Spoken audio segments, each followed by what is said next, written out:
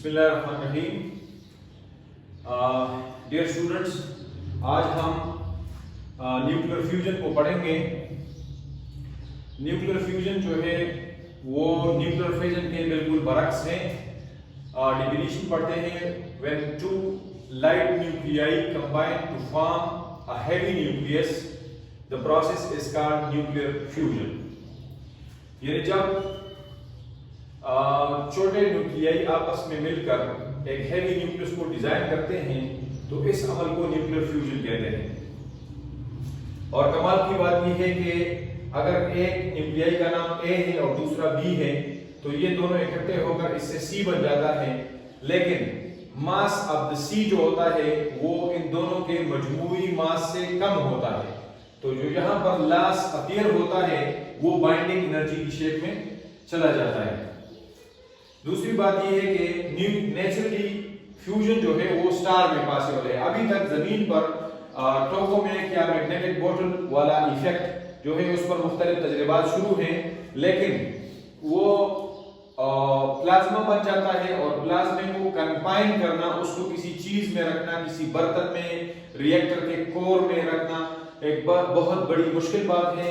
हालिया दिनों में मुख्तलिफ ममालिक इस पर तजर्बात कर रहे हैं। चाइना सबसे आगे जा रहा है और इसी तरह रशिया, अमेरिका और यूके सारे मुल्क इसके पीछे लगे हुए हैं और इस कोशिश में है कि अगर न्यूक्लियर फ्यूजन जमीन पर पॉसिबल हुआ कंट्रोल्ड मैनर में तो ये एक बहुत बड़ी अचीवमेंट होगी। लेकिन मैं तो समझता हूँ कि ये चीजें बहुत खतरनाक है, इसके साथ डील करना जो है वो बहुत तरीके से करना होगा। अब इसे हम पढ़ते हैं कि The cycle of reactions can be achieved in stars in two series। दो तरीकों से होते हैं। तो दो किस्म के प्रोसेस होते हैं, एक को हम प्रोटॉन साइकिल कहते हैं और दूसरा जो होता है वो कार्बन साइकिल होता है। प्रोटॉन साइकिल में ये है कि ये लो एनर्जी स्टार में होता है, जिनकी एनर्जी सन से कम हो या सन के बराबर हो तकरीबन, लेकिन कम हो तो उसमें ज्यादा पॉसिबिलिटीज होती हैं। एक प्रोटियम मतलब हाइड्रोजन के छोटे से सबसे सिंपलेस्ट जो प्रोटियम है आइसोटोप, तो वो प्रोटॉन की शक्ल में हो जाता है।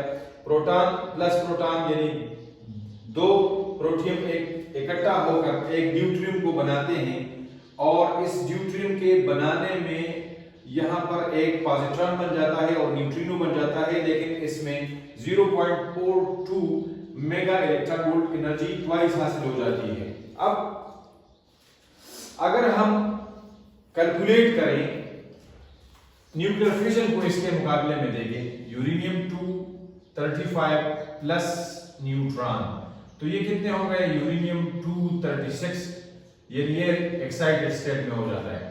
अब अगर इन नंबर ऑफ न्यूक्लियन को देखें और इन नंबर ऑफ न्यूक्लियन को देखें तो ये बहुत कम है और इस एनर्जी को अगर आप लें, कंसिडर करें तो 0.42 मेगा इलेक्ट्रॉन वोल्ट ट्वाइस ये एक रिएक्शन में प्रोटॉन प्रोटॉन की साइकिल में हमें हासिल होता है। दूसरी बात, जब हम इस ड्यूटेरियम को मजीद एक प्रोटॉन के साथ इकट्ठा करते हैं तो हमारे पास हीलियम का जो आइसोटोप है He2 वो हासिल हो जाता है और एक गामा पार्टिकल और 5.49 मेगा इलेक्ट्रॉन वोल्ट ट्वाइस हासिल हो जाता है। Finally two such reactions to form helium core को हासिल करने के लिए इस तरह के दो रिएक्शन हो जाते हैं और वो दोनों आइसोटोप बाहम मिलकर दो प्रोटॉन को खारिज करते हैं और एक हमारे पास हीलियम हासिल होता है और 12.85 मेगा इलेक्ट्रॉन वोल्ट हासिल होती है। और इसके बाद जो पॉजिट्रॉन और इलेक्ट्रॉन आपस में मिलते हैं तो 2 गामा रेज प्रोटॉन खारिज होते हैं और 1.02 मेगा इलेक्ट्रॉन वोल्ट ट्वाइस हासिल हो जाती है।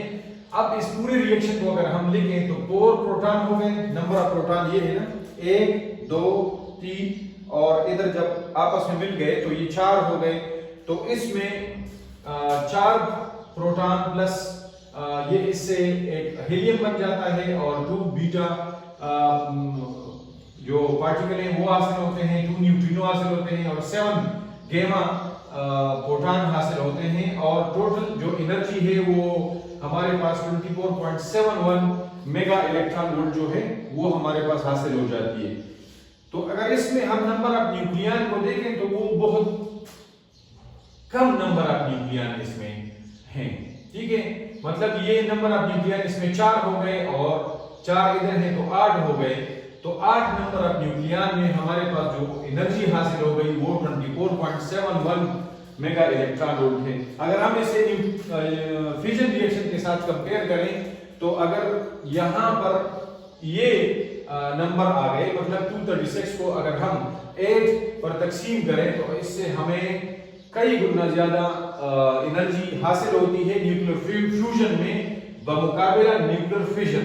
ठीक है, इसके बाद जो दूसरा रिएक्शन है ये व्हाइट जो स्टार है, मतलब वो स्टार जिनकी एनर्जी ज्यादा होती है। सन जो है वो तो सन का कलर हमें बता रहा है कि उसकी एनर्जी कम है, तो वो कार्बन साइकिल उसमें फेवर करता है और इसकी एनर्जी सन से ज्यादा होती है। तो एक प्रोटॉन कार्बन के साथ, कार्बन आइसोटोप 12 जो है उसके साथ मिल जाता है और एक्साइटेड स्टेट में नाइट्रोजन हमें हासिल होता है।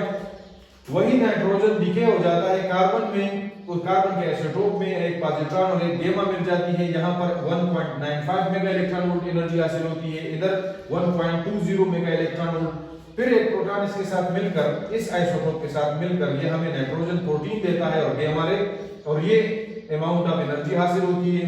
फिर अगेन प्रोटॉन इसके साथ रिएक्ट करके ऑक्सीजन को एक्साइटेड स्टेट में और एक गामा रे हमें मिल जाती है और 7.35 मेगा इलेक्ट्रॉन वोल्ट एनर्जी मिल जाती है। इसके बाद जो ऑक्सीजन हमें एक्साइटेड स्टेट में मिली थी वो बदल हो जाती है नाइट्रोजन में। और क्यों बदल हो जाती है? क्योंकि यहाँ पर जो प्रोटॉन है वो न्यूट्रॉन को चला जाता है। इधर जो रिएक्शन है ना ये 8 से 7 हो गया, तो इसमें मसला ये है कि यहाँ पर एक प्रोटॉन जो था वो न्यूट्रॉन में चला गया, तो एटॉमिक नंबर कम हो गया और एटॉमिक मास भी वही रह गया। और एक हमारे पास जो बीटा था, बीटा प्लस पॉजिट्रॉन हासिल हो गया और 1.73 मेगा इलेक्ट्रॉन वोल्ट एनर्जी हासिल हो गई। फिर अगेन वो नाइट्रोजन जो है उसके साथ दूसरा एक प्रोटॉन मिलकर यहाँ पर हमें हासिल होता है एक हीलियम एटम और एक यहीं कार्बन का वो आइसोटोप हासिल हो जाता है और 4.96 मेगा इलेक्ट्रॉन वोल्ट एनर्जी हासिल हो जाती है। फिर अगेन जो पॉजिट्रॉन और इलेक्ट्रॉन होता है वो एक दूसरे के साथ मिलकर 2 gamma rays twice 1.02 mega electron volt twice हमें मिल जाती है और सबको इकट्ठा करके हमें 26.73 मेगा इलेक्ट्रॉन वोल्ट एनर्जी हासिल हो जाती है। ये अगर जमीन पर हम इसे पॉसिबल बनाएं तो ये थर्मोन्यूक्लियर एनर्जी हो गई। This energy is very enormous amount and to control it in self-sustaining cycle is very dangerous and very difficult also। ये बहुत मुश्किल काम है कि हम इसको हासिल करें और इसको बनाएं। ये अभी तक सबसे पहली जो एफर्ट हुई थी वो टोकामेक मशीन में मैग्नेटिक कन्फाइनमेंट में हुई थी। मैग्नेटिक कन्फाइनमेंट ये होता है कि आप किसी चार्ज पार्टिकल को ऐसे फील्ड में रखें कि वो फील्ड जो कंटेनर होता है वो उस कंटेनर के दीवारों के साथ अटैच न हो। उसमें मैग्नेटिक फील्ड को हम इस तरह बनाते हैं कि पार्टिकल उसके दरमियान में सर्कुलेट करते हों और प्लाज्मा की शेप में हों। अब बच्चों की जहन में प्लाज्मा की मिसाल मैं देता हूं कि प्लाज्मा क्या होता है। प्लाज्मा ये होता है कि अगर हम पानी के मॉलिक्यूल को ले लें और इसे 100 डिग्री सेंटीग्रेड तक उबालें तो हमें वो पानी जो है वो वेपर स्टेट में मिल जाती है, यानी गैसियस स्टेट में चली जाती है। अब अगर हम इस गैसियस स्टेट को मजीद एनर्जी दें तो तमाम न्यूक्लियाई जो है H2O के उससे जो वो बॉन्डिंग जो है वो टूट जाती है, तो एक नेक्स्ट पेज हो जाता है मैटर का। और इसके बाद जो एटम अलहदा हो जाते हैं उसको अगर हम मजीद एनर्जी दें तो उस एनर्जी देने से वो इलेक्ट्रॉन वो उससे खत्म हो जाते हैं, वो चले जाते हैं और वो एक ओशन बना लेता है इलेक्ट्रॉन का।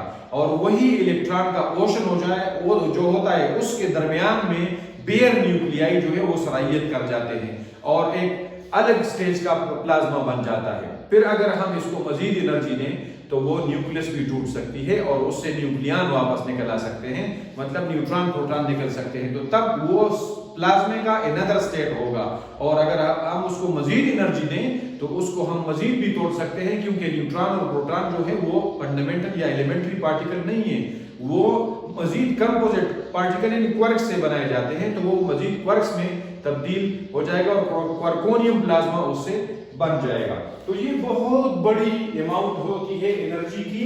तो जमीन पर सब लोग इसके पीछे लगे हुए हैं کہ اگر ہم اس انرجی کو حاصل کر لیں تو یہ ایک ایسی انرجی ہوگی کہ ایک چھوٹے سے کمرے میں ایک نیوکلیر فیوژن ری ایکٹر جو ہوگا وہ بہت بڑی انرجی کا ذمہ دار ہوگا. وہ یہ جو انرجی کرائسس ہیں یہ ختم ہو جائیں گے.